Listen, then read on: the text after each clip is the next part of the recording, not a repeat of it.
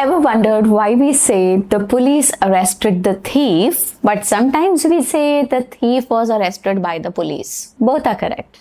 But why do we choose one over the other? So this is what we are going to talk about in this video today. I'm going to teach you the difference between active voice and passive voice. I wish somebody could have explained it to me the way I'm going to explain it to you today. It's so super easy and crisp. You're going to love it. And this concept will never be a problem again. If you're a college-going student, if you are a school-going student, if you are a teacher, if you are anybody who's a professional, anyone, this video is important for each and every one of you. And not just active and passive voice and what they are. I'm going to teach you the different types of sentences, how to transition between active and passive voice for each of those types of sentences. So there are 5 types of sentences that I'm going to teach you. And in each of these 5, I'm going to teach you the rules, of course with examples, of course with the world's best explanation like I always do. No, but I really do. I try my best, and that's why you like it. I know you do. That's why you're watching it. So anyway, so I'm going to teach you all the types of sentences that there are, and then how you can change between active and passive voice. What is the importance of each? Why do we use active sometimes and passive sometimes? And why, when passive has to be used and instead you use active, the meaning of the sentence goes for a toss, or the weight of the sentence is lost. I'm going to teach you everything. And of course, before I forget, there is a PDF for you with the best explanation of this concept, everything explained in detail. Along with that, a quiz of 10 questions. Please share your score with me in the comments. Active and passive voice aren't just grammar. They shape the way our sentences sound. Active voice talks facts and helps maintain clarity, but passive adds drama. Yes, it does. I'll tell you how. It helps us sound formal. It helps us sound polite and shift the focus from who did something to what was done. So when the thing that is being done or has been done is more important than the person doing it, that's when you use passive voice. Just wait for another minute and what I just said will make all the sense to you. Okay, observe these sentences. The assassin stabbed the emperor. The emperor was stabbed by the assassin. They discovered the murderer. The murderer was discovered. The court sentenced him to death. He was sentenced to death by the court. Okay, let's talk about what active voice is. Active voice is when subject does the action, and the structure looks like something like this. Subject plus the verb plus the object. Okay, the teacher explains the lesson. Now here, as you can observe, we're just simply talking about teacher explaining the lesson. Here, teacher is the doer and the voice is active. Active voice focuses on the doer and not the receiver. Okay, and also when the action is not of much importance. Don't miss this section where I teach you the exceptions. That is really important, but exceptions lie towards the end. Okay, because half knowledge is dangerous and I don't want my students spreading misinformation. She sleeps peacefully. Peacefully is slept by her. Now we come to what passive voice is. Now this is more interesting. This is my favorite part of the video. Passive voice is when the subject receives the action. So we are more focused on the action. In the first part, active voice, subject was the doer. In the second one, subject is the receiver of the action. And this is how the structure looks like. Object plus the helping verb plus the past participle, which is also called V3. Okay, the third form of verb, plus by subject. The lesson is explained by the teacher. Here, if you notice, the focus has shifted. The lesson in the sentence is receiving the action of explanation, which is being done by the subject, which is teacher in this case. Again, don't miss the exceptions to the structure towards the end of the video lesson. Okay. Now here's the golden rule to identify active versus passive. Ask yourself, who is the doer? If the subject is the doer, it is the active voice. If the subject is the receiver of the action, it is the passive voice. The cake was eaten by John. Who is the subject here? The cake is the subject. We're talking about the cake. The cake was eaten by John. Now, did the cake do anything? No, it received the action, and that is why this is passive. You get it? Let's try with one more. The treasure was discovered by the sailors. Who is the subject here? The treasure is the subject in the sentence, right? Did the treasure do anything? No, it just got discovered, right? It didn't do anything. It received the action of discovery. That means it is the passive voice. Okay, now comes the very important section of when to use active and when to use passive voice. Active voice is best used for everyday conversations. It is best used for storytelling, for clear, strong writing. Example, she solved the problem quickly, direct and powerful, right? Okay, so when do we use the passive voice? Passive voice can be used when the doer is unknown. Okay, the window was broken. My wallet was stolen. We don't know who did it. We don't know who stole the wallet. We don't know who broke the window, right? The doer is unknown. That is when you use the passive voice. Or you use it when the doer is not important. For instance, English is spoken worldwide. This road is used every day. Here, we are not concerned with who is speaking English. Okay, we're just talking about a general fact that English is spoken worldwide. The doer is not important here. Who's speaking the language is not important. The road is used every day. Who is using the road is not important for this sentence. And that is why this is use case number 2. That is when you use passive voice. Use case number 3. You want to sound formal. The matter was discussed at length. Guests are requested to take their seats. Again, guests, if you notice, are the subject of the sentence and they are receiving the action of getting requested, being requested, and they are receiving the action of being requested to take their seats. Okay, so trying to sound formal, use passive voice. Now comes the very interesting part where we talk about the transformation tricks. How you convert a sentence from active voice to passive voice. Okay, and here's my 4-step trick.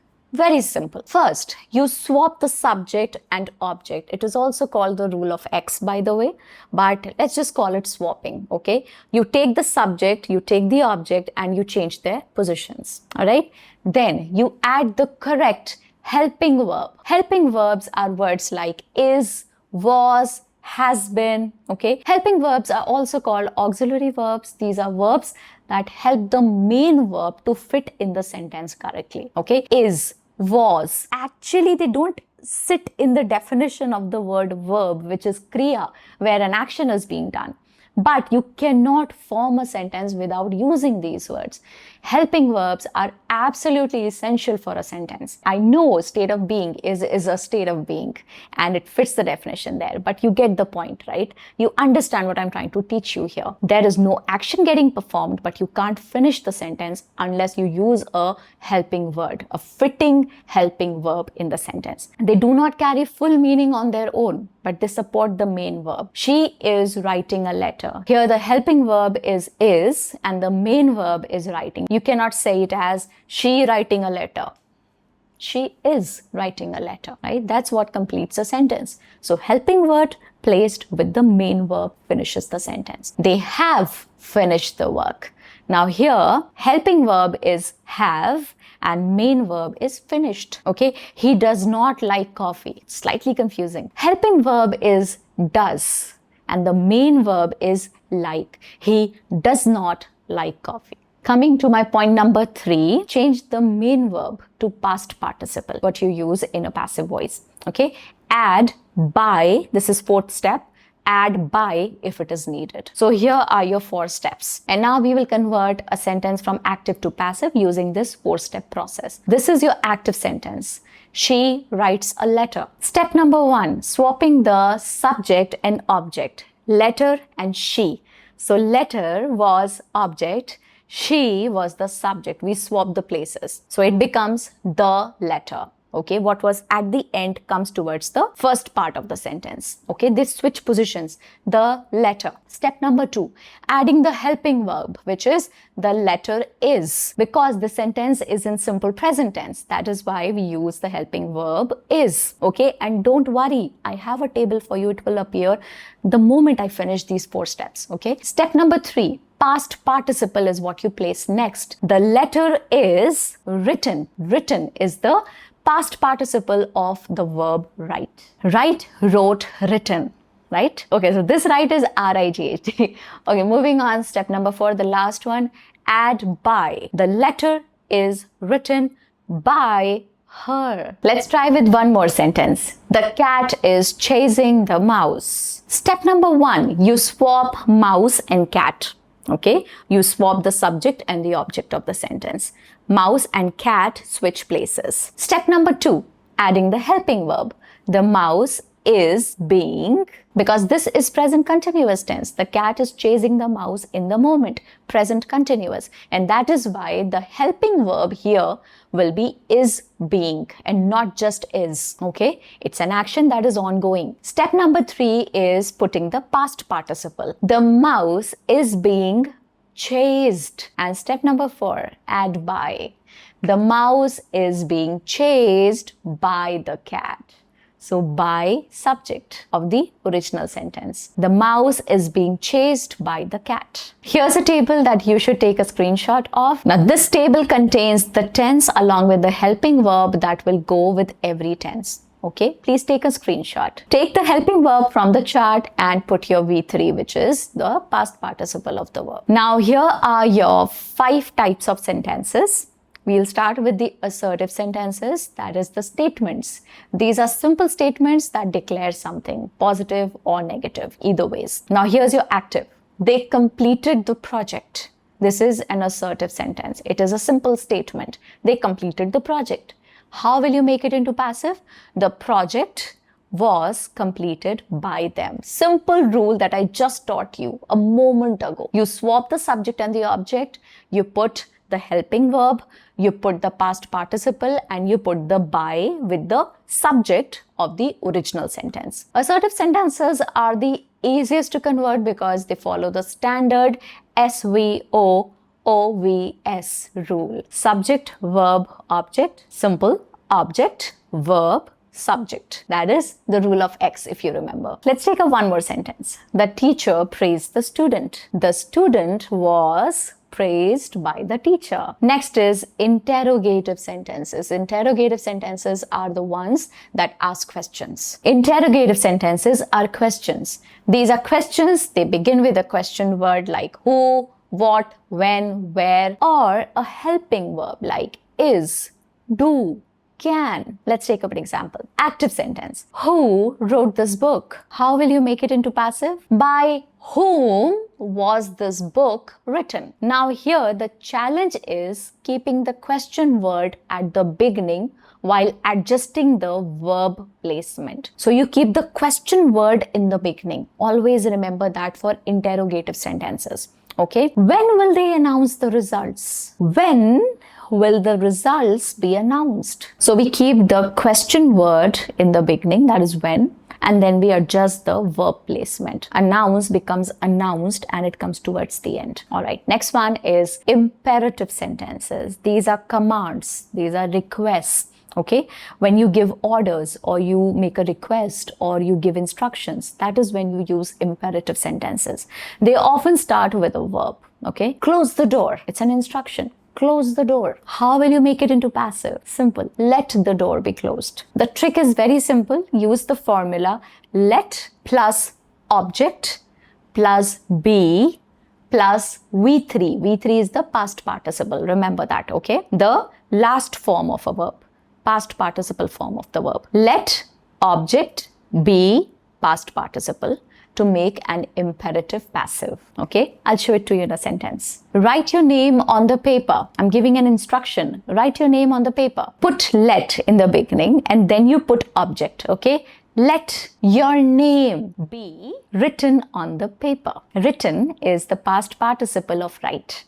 Okay, let your name be written on the paper. Next is negative sentences or statements with not. These simply deny or negate something. Take up an example. She did not finish the work. What is the passive form here? The work was not finished by her. He did not answer the question. The question was not answered by him. And the last is your modal verbs. Modal verbs, what are they? A quick recap for you. I'm sure you've done this with me in some of my previous videos maybe, but a quick recap. Modal verbs are special helping verbs that show possibility. They show ability, permission, necessity, or obligation. Common modals are can, could, may, might, must, shall, should, will, would, okay? Jogging up your memory here. These are sentences with modals like can, should, must, may, might, will, would. You get it. Here's an active sentence for you. You should follow the rules. Should. Obligation, right? You should follow the rules. What will it be in passive voice? The rules should be followed. You must complete the homework. The homework must be completed. So the modal remains the way it is. All right. Now comes the interesting part where we take up a practice quiz. It's short, but it's fun. So do take it. Okay. Now here's your turn. You have to change these sentences into passive voice with me. I'll start with the first one, which is he paints the wall. Next one is they complete the task. Let's try a trickier one. Of course, I will give you the answers. Don't worry. But let me just quickly display the question and then we'll take up the answers one by one. Who broke the vase? Open the gate. I taught you the rule for imperative sentences, right? Open the gate. She is writing a poem. Now, your timer starts. 5 seconds. Okay, the first one. The wall is painted by him. The task will be completed by them. Who broke the vase? By whom was the vase broken? Now, this was the confusing one. You remember you had to start with by, you had to start with the question word, and who becomes whom here. Again, I've made a very nice video on this topic, when to use who and when to use whom. You loved it. I'll give you a quick jog of your memory. Simple. When the answer is in the shape of him or her, you use whom. And when the answer is in the shape of he or she, that's when you use who. If you see this sentence, by whom was the vase broken? The answer could be very simple. The vase was broken by her. And that is why whom is the fitting word here. Moving on. Let the gate be opened. Remember, imperative sentences, the passive voice will use let in the beginning. A poem is being written by her. How many of these did you get right? Let me know your score below. Okay, I've got 2 more for you. Here, you will have to change from passive to active. Okay, the first one. The puzzle has been solved by her. She has solved the puzzle. Simple. Spanish is taught here. They teach Spanish here. See, Spanish is taught here is a more natural way of speaking. And that is why mastering both active and passive voice is important, because that's how you sound natural and you sound more effective, okay, with your language skills. Spanish is taught here. We are not concerned with who is learning Spanish. We're just concerned with the fact that this language is being taught here. And that is why passive voice is important to be learned. Let's quickly revise. Active voice, subject does the action. Passive voice, the subject receives the action. Avoid common mistakes and practice daily. That's the only way you can get it right every time. So next time you hear someone say the homework was done by the students, you'll know exactly how that sentence was built. Now I want you to convert this sentence from passive to active voice. Can you do that? The meal was cooked by the chef. Happy learning, and remember, practice makes perfect. Subscribe to the channel if you haven't yet, and share this video with a friend who loves to learn English. I'll see you in my next one. Bye-bye.